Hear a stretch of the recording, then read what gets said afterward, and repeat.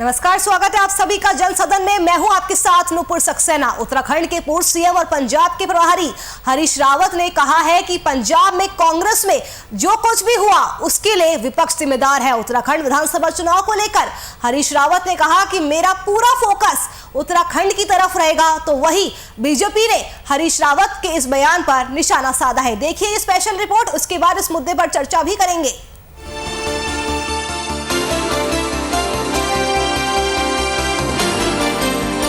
उत्तराखंड के पूर्व सीएम और पंजाब के प्रभारी हरीश रावत ने कहा कि पंजाब में कांग्रेस में जो कुछ भी हुआ उसके लिए विपक्ष जिम्मेदार है। उत्तराखंड में बीजेपी लगातार हरीश रावत को पंजाब के हालातों के लिए निशाना बना रही है। साथ ही पंजाब की राजनीति में मची उथल-पुथल पर हरीश रावत ने कैप्टन पर तो सवाल उठाए ही, लेकिन अब उन्होंने एक ऐसा बयान दिया है जिससे सिद्धू के पंजाब कांग्रेस का प्रधान बने रहने की अटकलें लगाई जा रही हैं। पूर्व सीएम हरीश रावत ने कहा कि सिद्धू का ये भावुकता में उठाया गया कदम है। उन्होंने कहा कि सिद्धू ने अब चीजों को समझ लिया है, उनकी सीएम चन्नी से बात हो गई है। हरदा ने कहा कि पंजाब में सब कुछ सुलझ जाएगा। बीजेपी पर आरोप लगाते हुए हरीश रावत ने कहा कि बीजेपी कैप्टन अमरिंदर सिंह को मुखौटा बनाना चाहती है। आगे बढ़ा रहे हैं, जिससे पहला व्यक्ति जो सीधे संबंधित है दौरी से, क्योंकि मैं खुद 73 ईयर्स ओल्ड हूँ और मैं नहीं समझता कि मेरे सामने जो घटनाक्रम हुआ है उसमें किसी तरीके से भी श्री अमरेंद्र सिंह जी के मान सम्मान में कोई कमी रखी गई है, और जो कुछ किया गया है वो एक प्रकार से उनके मान सम्मान की रक्षा के लिए और पंजाब में कांग्रेस की संभावनाओं को बढ़ाने के लिए। उत्तराखंड विधानसभा चुनाव को लेकर हरीश रावत ने कहा कि मेरा पूरा फोकस उत्तराखंड की तरफ रहेगा। साथ ही उन्होंने कहा कि आज मैं जो कुछ भी हूँ उत्तराखंड कांग्रेस की वजह से हूँ। उत्तराखंड की जनता के साथ पूरी निष्ठा के साथ काम करूंगा। बिल्कुल, आखिर मैं जहाँ तक हूँ वो सब उत्तराखंड कांग्रेस की कारण हूँ। फिर उत्तराखंड कांग्रेस के प्रति मेरा प्रथम कर्तव्य है और उसी कर्तव्य के नाते मैं कांग्रेस और राष्ट्र के प्रति भी, समाज के प्रति भी अपना कर्तव्य पूरा कर पा रहा हूँ। तो ये चुनाव में मेरा पूरा फोकस उत्तराखंड पर है। हरीश रावत के उत्तराखंड पर फोकस करने वाले बयान पर बीजेपी प्रवक्ता नवीन कैंतुला ने जमकर निशाना साधा। उन्होंने कहा कि हरीश ने असम में कांग्रेस को डुबाया है। उत्तराखंड में जब सीएम रहे तो बगावत हुई। हरीश रावत जब पंजाब गए तो वहां भी कांग्रेस टूट गई। हरीश रावत जहां जहां जाते हैं वहां बगावत होती है। हरीश रावत जी ने असम में कांग्रेस को डुबाया, वहां पर बगावत हुई। हरीश रावत जी ने उत्तराखंड में जब रहे मुख्यमंत्री, बगावत हुई, कांग्रेस टूट गई। कांग्रेस 11 में सिमट गई, आज 9 पे सिमट आ गई है। हरीश रावत जी पंजाब में गए, वहाँ कांग्रेस टूट गई, वहाँ भी यही हाल होने वाला है। अब वो उत्तराखंड में आ भी जाएंगे तो उससे कुछ होने वाला नहीं है और बगावत होने वाली है। हरीश रावत जी जहाँ जहाँ जाते हैं वहाँ वहाँ बगावत होती है। हरीश रावत जी के लिए तो एक मुहावरा फिट बैठता है कि जहाँ जहाँ जाते हैं हरीश रावत वहाँ वहाँ हो जाती है बगावत। इसलिए उत्तराखंड में आएंगे तो जो और भी चीज़ें हैं और भी टूट पड़ने वाली है। अगले साल की शुरुआत में उत्तराखंड में विधानसभा चुनाव होने वाले हैं। हरीश रावत इस समय पंजाब में कांग्रेस मामले के प्रभारी होने के साथ ही उत्तराखंड कांग्रेस चुनाव समिति के अध्यक्ष पद की दोहरी जिम्मेदारी संभाल रहे हैं। Uttarakhand desk, bureau report. तो हरीश रावत का बड़ा बयान सामने आया है। उन्होंने कहा है कि उनका पूरा फोकस उत्तराखंड पे रहने वाला है। मैं आज जो कुछ भी हूँ उत्तराखंड कांग्रेस की वजह से हूँ। तो वही बीजेपी ने हरीश रावत के बयान पर निशाना साधा है। चलिए इस मुद्दे पर चर्चा करने के लिए आपको सीधा ले चलते हैं हमारे देहरादून स्टूडियो। नमस्कार, आप देख रहे हैं वीआईपी न्यूज और मैं हूँ राकेश काला। आज के जनसदन में चर्चा का मुद्दा है विधानसभा चुनाव के मद्देनजर हरीश रावत का फोकस उत्तराखंड की तरफ, और इसी विषय पे चर्चा करने के लिए खास मेहमान हमारे साथ बने हुए। आइए सबसे पहले उनका परिचय आपसे करा देते हैं। शेखर वर्मा जी आईटी सेल के प्रभारी हैं। शेखर जी, आज की चर्चा में आपका स्वागत है। कमलेश रमन जी कांग्रेस नेत्री हैं। कमलेश जी, आज की चर्चा में आपका स्वागत है। और संजय भट्ट जी आम आदमी पार्टी के प्रवक्ता हैं। संजय जी, वीआईपी परिवार आज की इस चर्चा में आपका स्वागत करता है। सबसे पहले शेखर वर्मा जी आपकी तरफ रुख करना चाहूंगा। शेखर वर्मा जी, अगर हम बात करते हैं हरीश रावत जी ने जिस तरीके से आप पीसी की, उन्होंने कहा कि मेरा फोकस उत्तराखंड की तरफ रहेगा विधानसभा चुनाव को लेकर। हालांकि बाद में उन्होंने ये कहा कि मेरे बयान को तोड़ मरोड़ कर पेश किया गया है, हालांकि मैंने तो मजाक में अपने दोस्तों से कहा था। अब प्रश्न चिन्ह यहां पे भी लगते हैं कि वो पंजाब के प्रभारी भी हैं, पंजाब में जाते हैं तो कहीं ना कहीं कैप्टन अमरिंदर सिंह और नवजोत सिंह सिद्धू जिस तरीके से उनका तालमेल नहीं बैठ रहा था, बिठाने का उन्होंने प्रयास किया तालमेल। हालांकि कैप्टन अमरिंदर सिंह जो है वो अलग नाराज होकर चले जाते हैं, पार्टी को छोड़ देते हैं। वहीं सिद्धू जो है अपने अध्यक्ष पद से इस्तीफा दे देते हैं। कहीं ना कहीं बड़े बड़े प्रश्न चिन्ह वहां पे खड़े हो जाते हैं। अगर हम दूसरे परिप्रेक्ष्य में देखिए, जेपी नड्डा जी जो आपके राष्ट्रीय अध्यक्ष हैं, वो वर्चुअल बैठक करते हैं, प्रभारियों को बुलाते हैं, जिले प्रभारियों को बुलाते हैं, प्रधान पूर्व प्रधान को बुलाते हैं, मंडल अध्यक्ष को बुलाते हैं, पार्षदगणों को बुलाते हैं। वो एक संदेश देते हैं कि आने वाले 2022 में किस तरीके की तैयारी आप लोगों ने कर रही है। अगर उस बयान को इस बयान से अलग हटके देखा जाए तो आप हरीश रावत जी को बयान को किस तरीके से वैचारिक पटल पर परिभाषित करते हैं? शेखर जी देखिए, मैं हरीश रावत के बारे में बताना चाहता हूँ। वो एक उजाड़ बैल जो ने शब्द इजाद किया था, वो आज वो खुद उन पे बिल्कुल सुटेबल बैठता है। जिस प्रकार से आपने देखा, सबसे पहले 2017 में उत्तराखंड को उजाड़ा सरकार जो उनकी थी, किस तरीके से उसमें उन्होंने आपसी लड़ाई लड़ी। और उनका अगर इतिहास देखोगे तो एनडी तिवारी जी को, चाहे बहुगुणा जी, सबको परेशान करके रखा उन्होंने। अब उनको भेजा गया उत्तराखंड से बाहर आसाम में क्या था, आसाम में भी उन्हें क्लीन स्वीप कर दिया कांग्रेस को। फिर बाद में भेजा गया उन्हें पंजाब में आपने देखा किस तरीके से उन्हें पंजाब की पूरी खेती खराब कर दी कांग्रेस की। जिस तरीके से सरकार चल रही थी, सालों से अमरिंदर सिंह जी कांग्रेस के साथ थे, उनके गद्दावर नेता माने जाते थे, और इतने वरिष्ठ नेता का उन्हें क्या हाल कर दिया, दुर्गति कर दी पंजाब में कांग्रेस की। अब उत्तराखंड आ रहे हैं, उत्तराखंड में भी यही करेंगे। उनका स्वागत है। पिछली बार 2 सीटें हारी थी, खुद उन्हें हारी थी, और उस बाद कांग्रेस का क्या हाल होने वाला है, ये आपको जनता इसका जवाब देगी। वक्त का इंतजार कीजिए। कमलेश जी आपकी तरफ आना चाहूंगा। कमलेश जी देखिए, स्पष्ट तौर पर शेखर जी का कहना है कि हरीश रावत जी जहां जहां जाते हैं कहीं ना कहीं रायता फैलता चला जाता है। वो बात करते हैं आसाम की, वो बात करते हैं पंजाब की, कि पंजाब में तालमेल बिठाने में वो सक्षम नहीं रहे। हालांकि उन्होंने अपने को यह जरूर जताया कि मैं तालमेल बिठा चुका हूं। सिद्धू पद छोड़ देते हैं, फिर दोबारा पद में आते हैं। कहीं ना कहीं वहां जो है प्रशासन के ऊपर कहीं ना कहीं दबाव पड़ रहा है कि कहीं, उनका कहना है सिद्धू जी का, कि मेरे हिसाब से यहाँ पे मंत्रियों को एडजस्ट किया जाए, अधिकारियों को मेरे हिसाब से एडजस्ट किया जाए। हालांकि कहीं ना कहीं उन्होंने तालमेल बिठाया हुआ, तभी जाकर शायद सिद्धू अपनी बात पे वापस आए हैं और कहीं ना कहीं पार्टी में बने हुए हैं इस वक्त। लेकिन एक बड़े प्रश्न चिन्ह ये लगते हैं कि शेखर जी ये भी कहते हैं कि चाहे विजय बहुगुणा जी की बात करें, चाहे नरेंद्र तिवारी जी की बात करें, या जो टूट के कांग्रेस से 11 विधायक बीजेपी की तरफ जिन्होंने रुख किया, कहीं ना कहीं हरीश रावत जी ने उनके ऊपर प्रेशर बना रखा था। कमलेश जी देखिए, मैं कहना चाहूंगी कि जिनके घर शीशे के होते हैं और दूसरों के घरों पे पत्थर नहीं मारते, पहली बात। दूसरी बात, हमारे कांग्रेस के जब 2002 में कांग्रेस की सरकार आई, नरेंद्र तिवारी जी को यहाँ मुख्यमंत्री बनाया माननीय हरीश रावत जी ने। देखिए, जब कोई राजनीति में होता है तो एक इच्छा शक्ति सबकी होती है कि वो किसी उच्च पद पर जाकर के काम करेगा, क्योंकि जब वो मेहनत करता है प्रदेश में, क्योंकि आप जानते हैं 2002 में जिस समय कांग्रेस का कोई नामो निशान यहाँ उत्तराखंड में नहीं था, नया उत्तराखंड बना था, तो माननीय हरीश रावत जी की मेहनत से यहाँ सरकार आई। लेकिन हाईकमान ने आदेश दिया कि नरेंद्र तिवारी जी मुख्यमंत्री होंगे, तो उसको माननीय हरीश रावत जी ने मान्य किया। दूसरी बात, पीछे से क्या करते रहे वो बताइए, किस तरीके देखिए अभी इन्होंने एक संज्ञा दी उजाड़ बैल की इन्होंने एक संज्ञा दी, बहुत अच्छी बात है। मुंह लगाए डूंगरी और गाय आल पताल। तो आज बीजेपी को ऐसा लगता है कि उसके हाथ में एक ऐसी जादू की छड़ी है मोदी के नाम पर, क्योंकि भाजपा सरकार तो कहीं है नहीं, ओनली मोदी सरकार है। बस एक व्यक्ति विशेष की मोदी सरकार है, उसको लेकर उसको देखिए। जब आप बोले तो हम बोले नहीं, थोड़ा सा सभ्यता का परिचय दीजिए आप प्लीज, आपसे माफी मांगती हूँ। एक व्यक्ति को लेकर के ये सरकार बनाने की बात कर रहे हैं, जब इनके पास कोई मुद्दा नहीं होता पूरे देश के अंदर तो राष्ट्र की बात शुरू हो जाती है। आज बेरोजगारी का आलम देख लीजिए, अगर आज कोई दूसरा रोजगार देने की बात करता है तो इनको बड़ी परेशानी होती है। आज इस उत्तराखंड को 3 मुख्यमंत्री इस 5 साल में दिए इन्होंने, क्यों? हमारे जब नरेंद्र तिवारी जी मुख्यमंत्री बने तो पूरे 5 साल का कार्यकाल बखूबी उन्होंने निभाया और यहाँ पर अन्य लगाने का एक आयाम हासिल किया पूरे देश के अंदर। तो ये बताएं कि इनके मुख्यमंत्रियों ने क्या किया? बिल्कुल इनके मुख्यमंत्रियों ने क्या किया? चाहूंगा मैं संजय भट्ट जी की तरफ लौट के आता हूं आपके पास। संजय भट्ट जी, हरीश रावत जी का बयान आ जाता है, कहीं ना कहीं प्रश्न चिन्ह ये भी उठते हैं कि बीजेपी की अगर हम बात करते हैं, बीजेपी का कोई भी मुख्यमंत्री अभी तक ऐसा नहीं रहा जब से उत्तराखंड बना जिन्होंने अपने 5 साल का कार्यकाल पूरा किया। कमलेश जी का कहना है कि नरेंद्र तिवारी जी की अगर हम बात करते हैं, लोग उनको विकास पुरुष कहते थे। उन्होंने अपना कार्यकाल बड़ी ईमानदारी के साथ पूरा किया।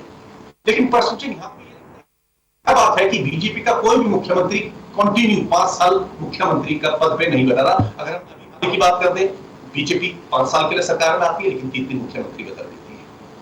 लगता नहीं कि कहीं ना कहीं दबाव प्रेशर की राजनीति ज्यादा हावी है? संजय भट्ट जी। देखिए राकेश काला जी, आपकी बात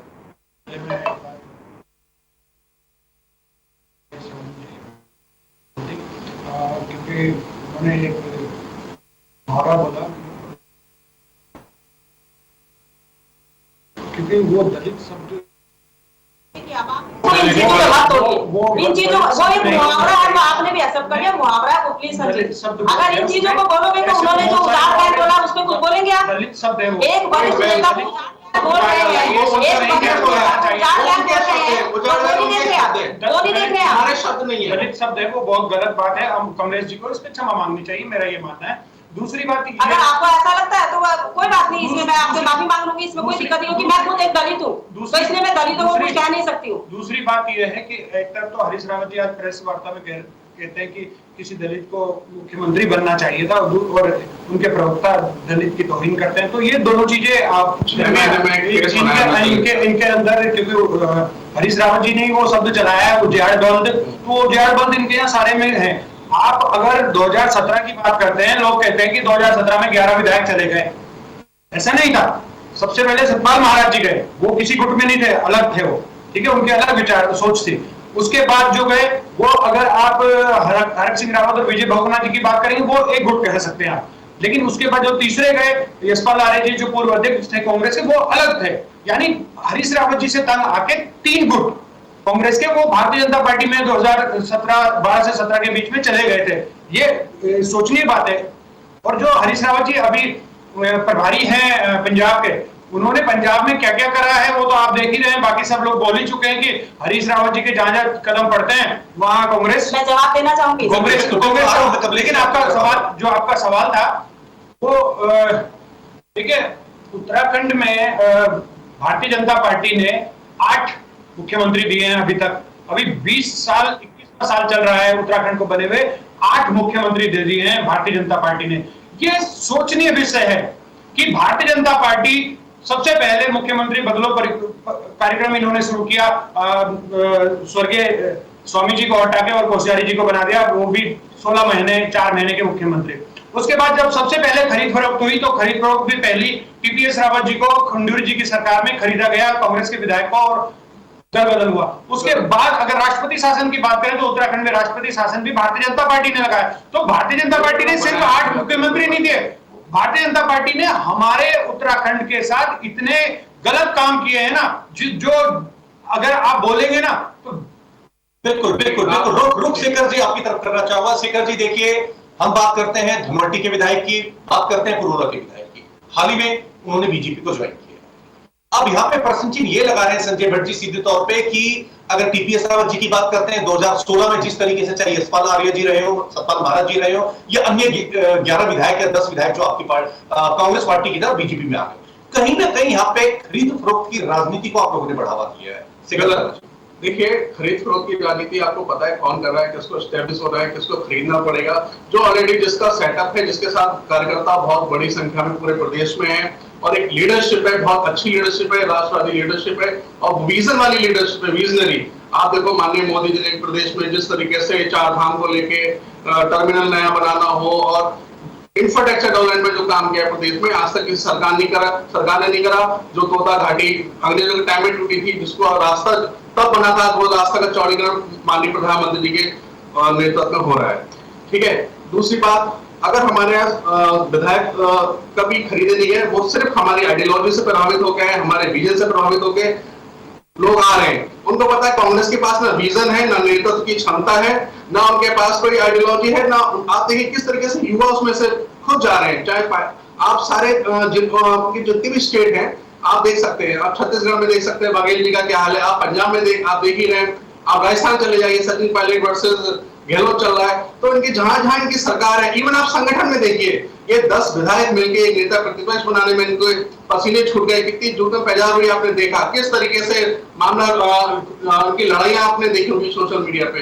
तो अब ये कांग्रेस से यही होना है कि इनका जहां जहां कांग्रेस वहां बंटा था होना ही है, चाहे वो देश हो। बिल्कुल कमलेश जी आपकी तरफ रुख करना चाहूंगा। कमलेश जी देखिए, स्पष्ट तौर पे ये कहना है बीजेपी का कि ना विजन है ना आइडियोलॉजी है।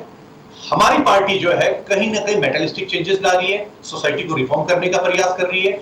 ये अकाउंटेबिलिटी आपके जो मुख्य है कांग्रेस पार्टी के, उनकी बनती है। क्या कारण है कि वो हमसे प्रभावित होकर बीजेपी ज्वाइन कर रहे हैं, और क्या कारण है आपकी पार्टी में कि जो वो मोह, एक अट्रैक्शन जो होता है हरीश रावत जी नहीं बना पा रहे? कमलेश जी देखिए, ऐसा नहीं है, वो हमारे वरिष्ठ नेता है, ऐसा नहीं है कि अट्रैक्शन नहीं बनाना पा रहे। एक वक्त ऐसा होता है इंसान के ऊपर या किसी भी व्यक्ति के ऊपर कि कभी ना कभी कुछ ऐसा समय हो जाता है कि कहीं हम लोगों को लगता है कि हमारा समय थोड़ा सा, तो अभी इस समय अगर कांग्रेस का हल्का सा समय थोड़े से समय के लिए अगर खराब हुआ है तो बीजेपी को इतना खुश होने की आवश्यकता नहीं है।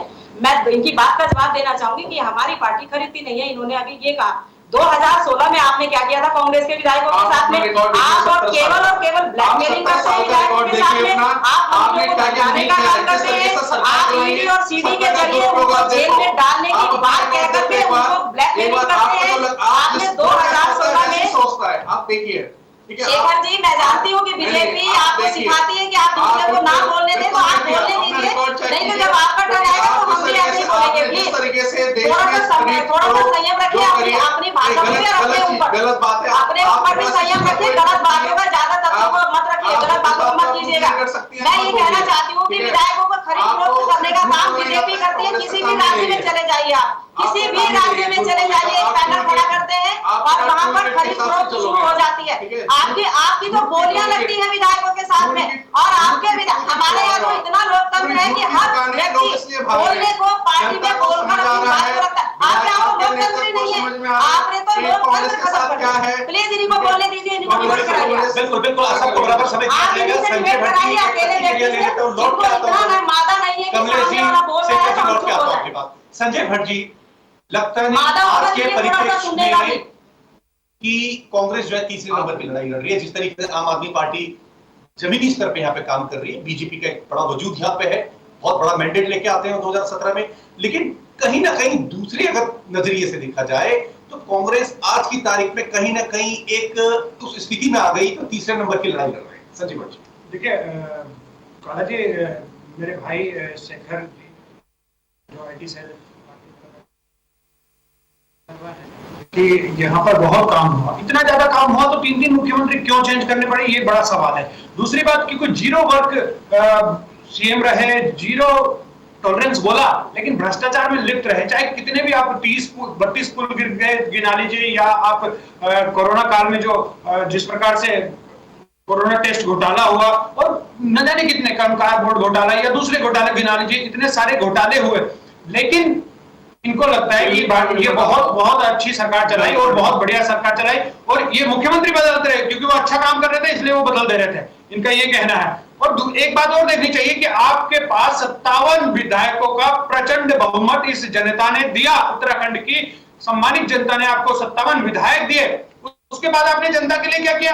आज आप फिर से कांग्रेस के विधायक खरीद फरोख्त कर रहे हैं। क्यों खरीद फरोख्त कर रहे हैं? क्या आपको नहीं लगता कि आप स्वयं में आने लायक है? या इसका मतलब आपको ये भनक हो चुकी है कि आप 2022 में दोबारा नहीं आ रहे। और जहां तक कांग्रेस की बात की जाए ना, कांग्रेस की बात जहां तक की जाए, कांग्रेस के विधायक कांग्रेस को वोट देने का मतलब है भारतीय जनता पार्टी को वोट देना, क्योंकि कांग्रेस का विधायक जीतेगा तो वो सीधे भाजपा में चला जाएगा। भाजपा कांग्रेस पिछले 21 साल से उत्तराखंड को लूटती आई, खसोटती आई, मलाई खाती आई। इन्होंने सिर्फ और सिर्फ काम किया, भाजपा और कांग्रेस ने सिर्फ और सिर्फ मलाई खाने का। उत्तराखंड में इतने भ्रष्टाचार हुए, क्या हुआ? आरोप लगाते हैं कि कांग्रेस ने भ्रष्टाचार किया, कांग्रेस ने भ्रष्टाचार किया। अरे कांग्रेस वालों को जेल में क्यों नहीं डालती बीजेपी की सरकार? और 5 साल से इनकी सरकार है, इतने भ्रष्टाचार हुए, लेकिन क्यों? क्योंकि भारतीय जनता पार्टी और कांग्रेस की फ्रेंडली मैच है, फ्रेंडली मैच। ये दोनों चाहते हैं कि एक बार में आप तो आता रहे और किसी तरह से ये आपकी एक दूसरे को बचाते रहे। आपने देखा होगा कैसे हरीश सिंह रावत जी ने कहा, हरीश रावत जी ने त्रिवेंद्र रावत जी को टेका बीच घोटाले में बचाया। घोटाले कांड को किसने बचाया? कांग्रेस ने बीजेपी को बचाया। ऐसे ही आप कांग्रेस वाले जितना भ्रष्टाचारी है उन्हें बीजेपी बचा रही। तो ये सीधी सी बात है कि भारतीय जनता पार्टी और कांग्रेस ने मिलकर 21 सालों में उत्तराखंड को बर्बाद किया है। ये दीमक की तरह है कांग्रेस और भारतीय जनता पार्टी उत्तराखंड के लिए। इन्होंने एक भ्रष्टाचारी को जेल नहीं भेजा है। दंगे आपने कराए, दिल्ली में क्या हालत है? शेखर जी, मैं प्रश्न दे देता हूं, उसी के संग इसका उत्तर आप दे देना। शेखर जी, किसी ने बीजेपी के लिए कहा है कि winner don't do different things, they do things differently. Shekhar ji, स्पष्ट तौर पे ये भी कहना है जनता का यहाँ पे कि 4.5 साल में 3 मुख्यमंत्री काम के नाम पे, अगर आप बात करते हैं इन्वेस्टर समिट आप कराते हैं, और विदर रोड आप लेके आते हैं, दाल भूसी योजना लेके आते हैं, कई सारी योजना लेके आते हैं, लेकिन रोजगार के नाम पे जिस तरीके से आपकी पार्टी ने कहा था कि यहाँ के युवाओं को रोजगार देंगे, प्लान रोकेंगे, राजधानी के मुद्दे की अगर हम बात करेंगे गैरसैंण की, तो रोजगार के नाम पे वो रोजगार बच्चों को नहीं मिल पाया जो मिलना चाहिए था। प्लान का सबसे बड़ा कारण ये भी है, प्लान रोकने में कहीं ना कहीं बहुत ज्यादा कामयाब आप लोग नहीं हुए। तो ये बड़े प्रश्न यहाँ पे खड़े करते हैं संजय भट्ट जी, शेखर जी। 2 साल तो देखिए कोरोना में थोड़ा इम्पैक्टेड रहा पूरा सिस्टम, आप समझ सकते हैं किस तरीके से देवेंद्र सिंह रावत जी जो मुख्यमंत्री थे उन्होंने कहा तरीके से प्रधानमंत्री उत्तराखंड में -1 में जाइए। बात है मुख्यमंत्री बदलने के, आपने देखा किस हालात में जो चीजें थी वो हुआ, लेकिन उसके बाद हमने एक अच्छा नेतृत्व दिया। आज युवाओं की पसंद है।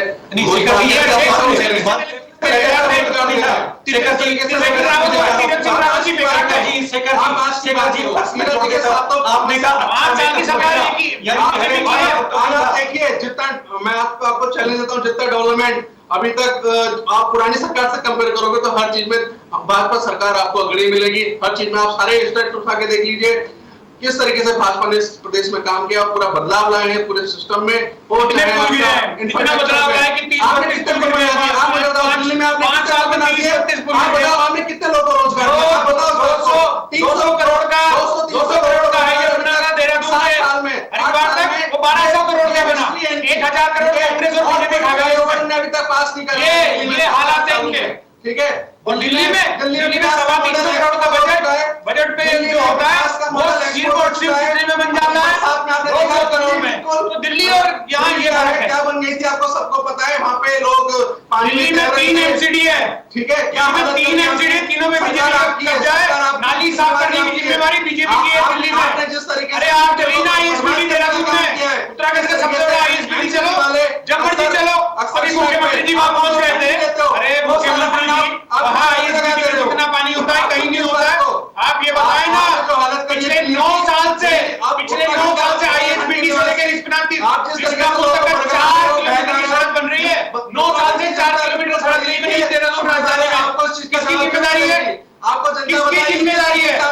फर्जीवाड़ा जिस आप बताएं ना किसकी जिम्मेदारी है? गुमराह करने का काम कर रहे हो। पार्टी के पास जवाब आपको जनता देगी। अवैध डंपिंग जोन बना रखा है जब पूरा डाला आपकी तरफ जनता परेशान है, किसकी जिम्मेदारी है? कमलेश जी, देखिए बीजेपी और आम आदमी पार्टी का स्पष्ट तौर पे कहना है, खासकर आम आदमी पार्टी का, कि कांग्रेस जो है इस वक्त मित्र की भूमिका में, कहीं ना कहीं वो फ्रेंडली मैच खेल रहे हैं। रोजगार के मुद्दे पे वो सड़कों पे नहीं आते, भ्रष्टाचार के मुद्दे पे वो सड़कों पे नहीं आते। कहीं ना कहीं उन्होंने एक बहुत बड़ा मौका बीजेपी को दिया है जो 4.5 साल यहाँ पे उन्होंने निकाल दिए हैं। कहीं ना कहीं आप मित्र की भूमिका में नजर आ रही है कमलेश जी। देखिए, मैं निवेदन करूंगी कि जब मैं बोलूं, क्योंकि मैं किसी के टर्न में बोलती नहीं हूं, तो मैं दोनों जो हमारे साथ में बैठे हैं मेरे साथी, मैं उनसे चाहूंगी कि प्लीज बोले ना बीच में। आपका जब टर्न आए तो तब आप अच्छे से लड़िएगा, मुझे कोई परवाह नहीं है इस चीज की। देखिए प्लीज मैं दोनों भाइयों से निवेदन करना चाहती हूँ। देखिए, ये डिबेट है, जनता हमारी बात को सुनती है और हम अपनी अपनी पार्टी का प्रतिनिधित्व करते हैं। तो मुझे लगता है जनता अगर स्पष्ट तौर से सुनेगी, लड़ाई के बगैर, तो अच्छे से समझ पाएगी कि हम क्या क्या बोल रहे हैं अपनी पार्टी के बारे में। मेरा निवेदन सिर्फ इतना सा, और कुछ नहीं है। 2007 में जब बीजेपी की सरकार आई तो निशंक जी मुख्यमंत्री थे। उसके बाद क्या हुआ कि भुवनचंद्र खंडूरी जी मुख्यमंत्री थे और निशंक जी को वहां पर वापस फिर दोबारा लाया गया। फिर दोबारा नारा दिया गया खंडूरी जरूरी। उसके बाद फिर खंडूरी जी को लाया गया। उसके बाद क्या हाल हुआ? आप मुख्यमंत्री तो स्टैंड नहीं कर पाते पूरे उत्तराखंड के अंदर कि 5 साल एक मुख्यमंत्री ऐसा दे दे जिसके ऊपर आप भरोसा कर सके। आप अपने मुख्यमंत्रियों पे भरोसा नहीं करते कि वो अच्छा काम कर रहे हैं। जैसे ही उनको लगता है कि हमारे मुख्यमंत्री या हमारे विधायक के खिलाफ लोगों के बीच में रोष पैदा हो गया, उससे उनको हटाने का काम करते हैं। तो अपनी चादर नहीं देखते हैं, अपना कॉलर नहीं देखते कि कितना गंदा, लेकिन सामने वाले का कॉलर देखने की इनको आदत ज्यादा पड़ गई है। दूसरी बात, अभी आपके भाई ने हमारा कहा कि रोजगार और ये सारी चीजें कांग्रेस पर आरोप लगाया। 5 साल पूरे 4.5 साल तो मेरे ख्याल से केजरीवाल जी को भी दिल्ली में हो गए हैं। आज यहाँ पर आप रोजगार देने की बात करते हैं। भाजपा ने तो इतना रोजगार दे दिया, यहाँ की 2 करोड़ नौकरियां पर साल देने का जो वादा किया था उसको पूरा कर दिया मेरे ख्याल से भाजपा की सरकार ने, चाहे राज्य सरकार हो चाहे केंद्र की सरकार हो। रोजगार बिल्कुल जीरो पे है, महिला सुरक्षा बिल्कुल जीरो पे है, स्वास्थ्य जीरो पे है, शिक्षा जीरो पे है। आप कौन से विकास की बात कर रहे हैं? और जिन फ्लाईओवर की आप बात कर रहे हैं कि हमने इतने बना दिए, क्या फ्लाईओवर 5 साल में बनते हैं? आप बताइए। कांग्रेस की सरकार थी उस समय, उनका अनावरण हुआ, उनका शिलान्यास हुआ, उनका उद्घाटन हुआ, तब वो फ्लाईओवर बने। आपके समय में आते आते वो पूरे तो आपने उठा के उनका उद्घाटन कर दिया, फीता काट दिया, उसका रिबन काट दिया। तो ये क्या ये आपकी सफलता है? बोलने से पहले थोड़ा सा बीजेपी का कार्यकर्ता को देखना चाहिए। दूसरी बात, दिल्ली में अभी जो हमारा भाई कह रहे थे और बार-बार ये चर्चा हो रही है कि उत्तराखंड के अंदर हम रोजगार देंगे 20,000, 1 लाख। एक ने 2 करोड़ दे दिया, एक 1 लाख की बात कर रहा है। आप ये बताइए, जब आप दिल्ली में 5 साल मुख्यमंत्री के रूप में हो गए, आपने पूरे 5 साल में केवल और केवल 6,000 लोगों को नौकरियां दी, तो आप कैसे उत्तराखंड में बात कर रहे हैं? संजय भट्ट की तरफ करना चाहूंगा, संजय भट्ट जी मैं प्रश्न दे देता हूं और जो आप कहना चाहते हैं इसी में आप ऐड कर दीजिएगा। संजय भट्ट जी, आप कहते हैं एमसीडी में बीजेपी का कब्जा है, नाली साफ करना बीजेपी का काम है। अगर उत्तराखंड के परिप्रेक्ष्य में कांग्रेस के भी है, कुछ बीजेपी के भी है। अगर यहाँ की सरकार कहती है कि वार्ड नंबर XYZ में तो कांग्रेस का सभासद है, ये जिम्मेवारी उसकी है और वो कहीं सरकार की है, तो कहीं ना कहीं परेशानी पब्लिक को होती है। लगता नहीं कि अगर वहां के एमसीडी के कर्मचारी इंटरेस्ट नहीं ले रहे तो सरकार कम से कम वहां पे तवज्जो दे, वहां पे जाके अपने जो पदाधिकारी हैं, जनप्रतिनिधि हैं, उनको भेजे और वहां पे उस काम को करवाए। नंबर 1। नंबर 2, आपने कहा कि उत्तराखंड में रोजगारी की बुरी हालत है, तो दिल्ली के अंदर तो आपने 3 साल के अंदर मात्र 214 पद ही 214 लगभग 6,000 का वो आंकड़ा ये बताते हैं अपना। जी देखिए, पहला सवाल आपका है एमसीडी को लेकर दिल्ली में, और आपने कहा कि भाई देहरादून में भी कहीं पार्षद बीजेपी का है, कहीं कांग्रेस का है, तो जिम्मेवारी उस पार्षद की होगी, ये होगा। लेकिन जिम्मेवारी सरकार की होती है। मान लीजिए अगर एमसीडी या नगर निगम देहरादून में मेयर बीजेपी का है तो जिम्मेवारी उसकी होगी, न कि किसी एक पार्षद की। क्योंकि उत्तराखंड में अगर सरकार भारतीय जनता पार्टी की है तो कांग्रेस मृत कांग्रेस जिसके 9 मात्र इकाई में है, 9 विधायक है, तो उनकी जिम्मेवारी उतनी नहीं होगी जितनी जिम्मेवारी विकास की तीरथ सिंह रावत या उनकी होगी। दूसरा सवाल आपने, क्योंकि बड़ा सवाल किया आपने रोजगार का। रोजगार में दिल्ली में मार्शल लगाए गए, जो आपका मोहल्ला क्लिनिक बनाया गया उसमें लोगों को लगाया गया, और जो दूसरे काम किए गए उसमें लोगों को लगाया गया। रोजगार धक्का-धक दिए गए, और दिल्ली में ऐसा ये कोरोना काल में इतना बढ़िया एक्सपेरिमेंट किया गया कि जो पोर्टल बनाते ही जो पोर्टल में 10 लाख युवाओं को रोजगार मिला दिल्ली में। तो समय की अपनी सीमा है। शेखर वर्मा जी, कमलेश जी, संजय भट्ट जी, आप तीनों ने आज की इस चर्चा में भाग लिया, आप तीनों का बहुत बहुत शुक्रिया। हम आपको बताते चले कि पीसी में पूर्व मुख्यमंत्री और पंजाब के प्रभारी हरीश रावत जी ने कहा कि मेरा फोकस 2022 विधानसभा में उत्तराखंड की तरफ रहेगा, और उनका यह भी कहना है कि ये बात मैंने मजाक में कही थी, कहीं ना कहीं मीडिया ने इसको बयान को मेरे बदलकर जवाब दिया। संजय भट्ट जी का कहना है कि मित्र भूमिका में नहीं है कांग्रेस, यहाँ पे मृत भूमिका में। शेखर वर्मा जी ने कहा कि कहीं ना कहीं बीजेपी ने मेटलिस्टिक चेंजेस लाने का प्रयास किया है। कमलेश जी का सीधा आरोप सरकार के ऊपर यह है कि कहीं ना कहीं प्लान और रोजगार के ऊपर बीजेपी यहाँ पे फेल होती नजर आती है। और शायद किसी ने तभी कहा है कि किसी भी चीज छोड़ने के लिए पत्थर फेंकना जरूरी नहीं है, लहजा बदल कर भी कई सारी चीजें टूट जाती है। देखते रहिए वीआईपी न्यूज। नमस्कार।